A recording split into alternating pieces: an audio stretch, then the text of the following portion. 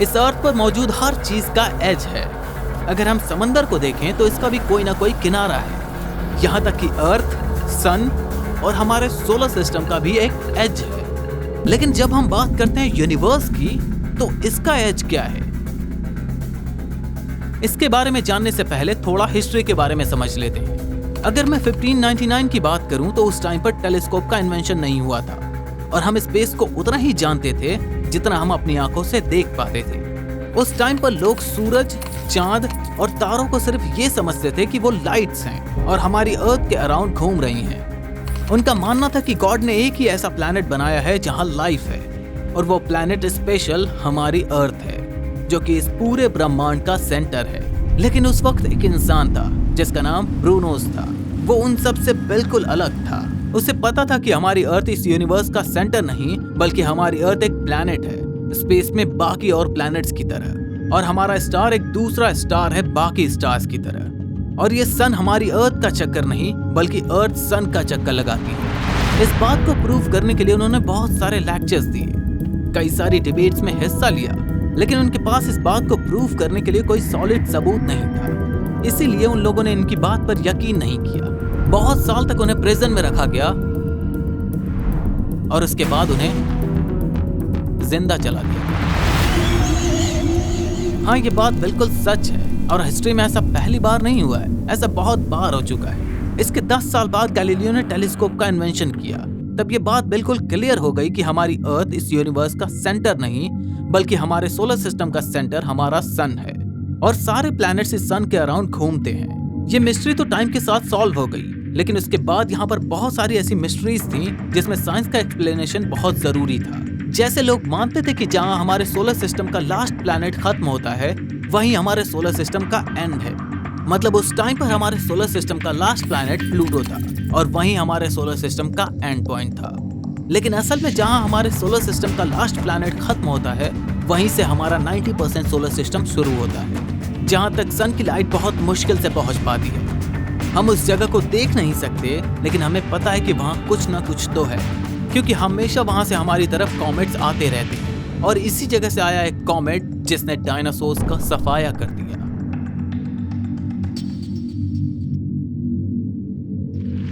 हाँ, हम हजारों लाइट ईयर्स दूर स्टार्स को देख सकते हैं, क्योंकि वो बड़े आग के गोले हैं जो लाइट एमिट करते हैं। लेकिन सोलर सिस्टम के जिस हिस्से से कॉमेट्स आते हैं, वो हिस्सा बिल्कुल डार्क है और वहां पर मौजूद आइस कॉमेट्स भी बहुत ज्यादा डार्क हैं, जो लाइट को बिल्कुल भी रिफ्लेक्ट नहीं करते। 1992 में ये बात प्रूव नहीं थी कि हमारे सोलर सिस्टम में कोई काइपर बेल्ट भी मौजूद है, लेकिन 1992 में एक एस्ट्रोनॉमर्स की एक टीम ने हवाई के मौना केआ ऑब्जर्वेटरी में एक रिसर्च की, जिसमें उन्होंने रस बकेट नाम के एक टेलीस्कोप से कुछ इमेजेस ली, जिसमें एक ऑब्जेक्ट बहुत स्लोली मूव कर रहा था, लेकिन इसकी ऑर्बिट हमारे प्लैनेट्स की ऑर्बिट से बियॉन्ड थी। और इस रिसर्च से हमारे सोलर सिस्टम में काइपर बेल्ट के होने के सबूत मिले, जिसकी वजह से हमारा सोलर सिस्टम पूरी तरह बदल गया। पहले हमारा सोलर सिस्टम सिर्फ प्लूटो तक ही था, लेकिन इस रिसर्च के बाद हमारा सोलर सिस्टम पहले जितना बड़ा था उससे 2 गुना ज्यादा बड़ा हो गया और प्लूटो को भी ड्वार्फ प्लैनेट की कैटेगरी में रख दिया गया, क्योंकि लगभग प्लूटो के साइज के 1400 से ज्यादा ऑब्जेक्ट्स काइपर बेल्ट में घूम रहे हैं। अगर हम प्लूटो को एक प्लैनेट मानेंगे तो हमें उन 1400 ऑब्जेक्ट्स को भी प्लैनेट का नाम देना होगा। इससे और कुछ नहीं होगा, बस हमारे सिलेबस बढ़ जाएंगे और हमें कुछ 1409 प्लैनेट्स के नाम याद रखने होंगे, जो कि एक बहुत मुश्किल काम है। काइपर बेल्ट की डिस्कवरी ने इस बात को साबित कर दिया कि अभी हम अपने सोलर सिस्टम के बारे में बहुत कम जानते हैं। और अगर आप सोच रहे हैं कि काइपर बेल्ट हमारे सोलर सिस्टम का एज है, तो नहीं, ये कुछ भी नहीं है। काइपर बेल्ट से भी बियॉन्ड, बहुत दूर, सन हमारे सोलर सिस्टम के अराउंड एक शील्ड बनाता है। ये शील्ड हमें आउटर स्पेस से आने वाले डेडली कॉस्मिक रेस से बचाती है। कॉस्मिक रेस एक सब एटॉमिक पार्टिकल्स होते हैं जो लगभग लाइट की स्पीड से ट्रैवल करते हैं और ये हजारों लाइट ईयर दूर तक ट्रैवल कर सकते हैं, क्योंकि ये तब पैदा होते हैं जब स्पेस में कहीं दूर एक बहुत बड़ा धमाका होता है, यानी सुपरनोवा।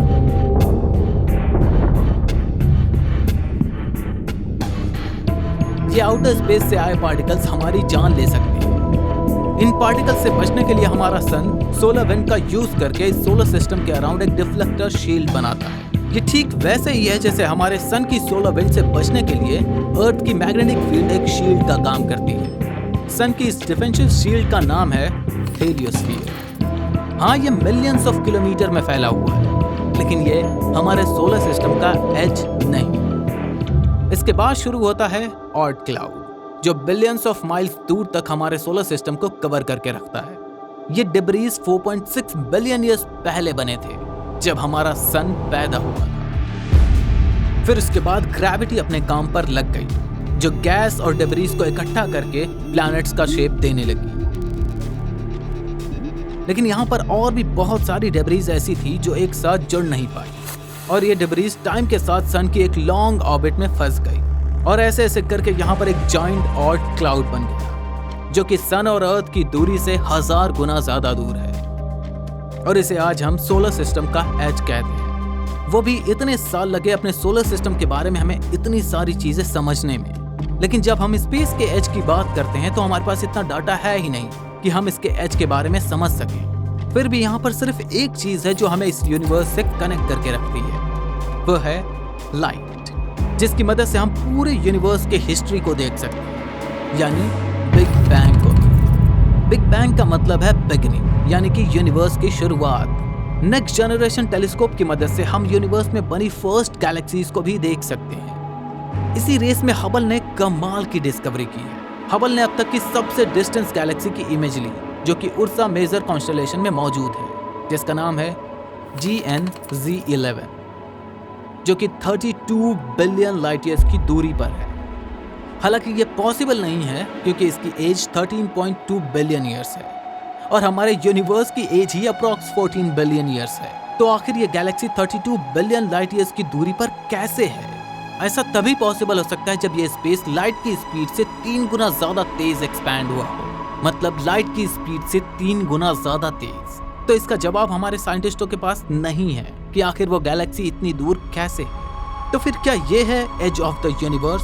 ये भी बोलना बहुत मुश्किल है। यहाँ पर लिमिट ये है कि हम कितनी दूर देख सकते हैं, क्योंकि लाइट की स्पीड अब तक की सबसे फास्टेस्ट स्पीड है, लेकिन इससे भी डिस्टेंस से आने में टाइम लगता है, और यूनिवर्स बहुत बड़ा है। हो सकता है यहाँ पर इतनी सारी गैलेक्सीज हों जिनकी लाइट अब तक हमारे पास पहुंची ही नहीं है। हो सकता है हमारा ऑब्जर्वेबल यूनिवर्स समंदर में एक टॉर्च की तरह है। अगर हम टॉर्च को मूव करेंगे तो हमारा ऑब्जर्वेबल यूनिवर्स भी हमारे साथ मूव होगा। यहाँ पर इस बात की बहुत ज्यादा पॉसिबिलिटी है कि ये यूनिवर्स इनफाइनाइट है। इस वजह से नहीं कि ये इनफाइनाइट है, इस वजह से कि ये हमारे लिए इनफाइनाइट है, क्योंकि लाइट की स्पीड बहुत तेज है, लेकिन ये इनफाइनाइट नहीं है, और ये यूनिवर्स लाइट की स्पीड से भी तेज एक्सपैंड हो रहा है, और इस एक्सपेंशन की वजह है डार्क एनर्जी। हम चाहे जितनी भी दूर तक देख लें, चाहे जितनी भी दूर तक लाइट की स्पीड से ट्रैवल कर लें, शायद फिर भी हम इस यूनिवर्स के एज को कभी नहीं ढूंढ पाएंगे। The age of the universe.